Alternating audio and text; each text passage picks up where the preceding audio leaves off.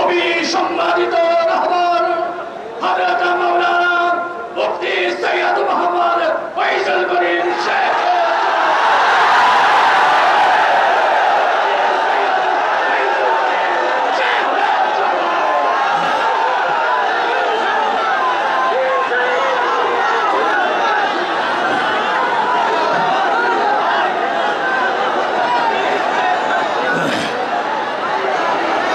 আসসালামু আলাইকুম ওয়া রাহমাতুল্লাহি ওয়া বারাকাতুহু। নাহমাদু ওয়া নুসাল্লি আলা রাসূলিহিল কারীম, আম্মা বা'দ। আউযু বিল্লাহি মিনাশ শাইতানির রাজীম। বিসমিল্লাহির রাহমানির রাহিম। ইন তাত্তাকুল্লাহা ইয়াজআল লাকুম ফুরকান। সাদাকাল্লাহুল আলিয়্যুল আযীম। আমার গবেষণায় ঐক্য না হওয়ার একমাত্র কারণ হলো কলব। আমার গবেষণায় ভুল লাভ হতে পারে, নাও হতে পারে। আমাদের সমস্যা হলো অন্তরের ঐক্যতা নেই, অন্তরের মধ্যে মোহাব্বত নেই, ভালোবাসা নেই। এই জন্য যতই ঐক্য করি না কেন ঠিক থাকে না।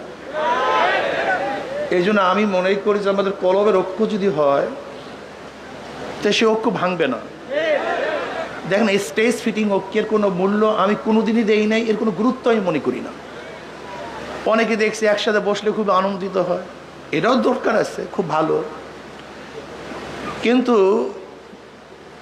লূত আলাইহিস সালাতু ওয়াস সালাম তার স্ত্রী একই বিছানায় ছিল, কিন্তু ঐক্য ছিল না। নবী নূহ আলাইহিস সালাতু ওয়াস সালাম তার সন্তান একই ঘরে ছিল, ঐক্য ছিল না। নবী ইব্রাহিম আলাইহিস সালাতু ওয়াস সালাম তার বাবা একই বাড়িতে বসবাস করতেন, ঐক্য ছিল না। কিন্তু নবী আলাইহিস সালাতু ওয়াস সালাম আর রয়েস করুনি ভিন্ন জায়গায় ছিল, কিন্তু ঐক্য ছিল। আমি সেই ঐক্য চাই। আল মুমিনু কারো জন্য ওয়াহিদ।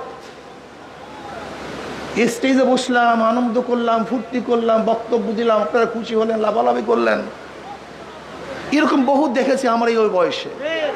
কিন্তু পরবর্তীতে কোনো সত্তা আমরাই সবচেয়ে বেশি বিরোধী হয়ে গেছি। তা আমরা কি পারি না কলবে ঐক্য হতে, ইসলাম হুকুমাত কায়েম করার জন্য ঐক্য হতে, নিজের সমস্ত স্বার্থকে জলাঞ্জলি দিতে, ইসলামের স্বার্থকে প্রাধান্য দিতে, ইসলাম হুকুমাতকে কায়েম করার জন্য কি চেষ্টা করতে পারি না? যদি আসল ইসলামী হুকুমাত কায়েম করতে চেষ্টাই করি, ঐক্যতাই চাই, তা ছাড় দিতে পারবো না কেন? কেন ছাড় দিতে পারবো না? এই প্রশ্নের জবাব দেন। ইসলামী হুকুমতই চাই, তাহলে আমি কেন ছাড় দিতে পারবো না? আমি এই স্টেজে বললাম, ইসলামী আন্দোলন বাংলাদেশ কোনো ভুল যদি থাকে আপনার ওলামায়ে কেরাম ধরিয়ে দিবেন।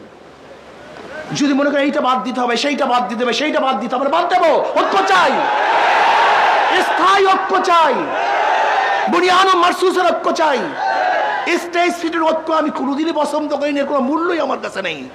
আফগানিস্তানে কলবি ঐক্য ব্যতীত বিশাল একটা জয় করেছিল, পরবর্তীতে তাদের মধ্যে সবচেয়ে বেশি মারামারি কাটাকাটি হয়েছে। কিন্তু পরবর্তীতে এককভাবে নেতৃত্ব দিয়েছে, আর কোনো মারামারি কাটাকাটি হয়নি। আপনি কি ভেবেছেন? ধরে নেন অলাও ফরজান, আজকে আমরা কলবি ঐক্য ব্যতীত একটা স্টেজ ফিটিং ঐক্য করলাম, ইসলামী হুকুমাত কায়েম করলাম, পরের দিন কি হবে বলেন তো? পরের দিন কি হবে? ভাই ভাবিয়া চিন্তা, তারপর আবেগে কাজ না করি, স্থায়ী ঐক্যর জন্য চেষ্টা করি। দেখেন, স্টেজ ফিটিং কথার মধ্যে অনেক স্বাদ আছে।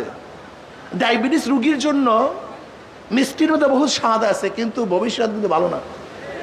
তো স্টেজ ফিটিং ঐক্যের মধ্যে অনেক স্বাদ আছে, কিন্তু ভবিষ্যতে আমি ভালো দেখি না। এটা প্রয়োজন নয় তা বলছি না, কিছু মনে করেন না। আজকে যারা আসছে আমি কমপক্ষে অনুরোধ করব, এই মাঠে এখানে আমরা ঐক্য হই, যে আমরা যত কিছু হোক না কেন এখানে যারা আছে এরা বিচ্ছিন্ন হব না। কমপক্ষে এইটা হই না, এখানে যারা আছি যাই হোক না কেন এরা বিচ্ছিন্ন হব না। আগে একটা ভিত্তি স্থাপন করেন, ভিত্তি বেশ কিছু হয় না। আহলে হক আগে ঐক্য হন।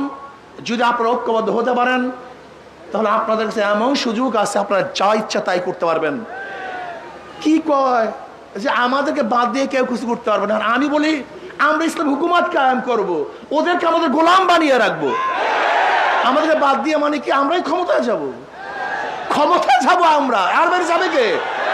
92 বছর মুসলমানদের দেশে ওলামায়ে কেরাম ক্ষমতায় যাবে, এটাই যৌক্তিক।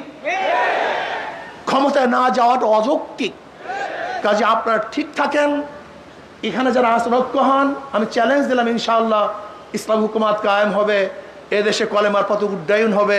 আল্লাহ আমাকে আমাদের সবাইকে কলবে ঐক্য হওয়ার তৌফিক দান করেন।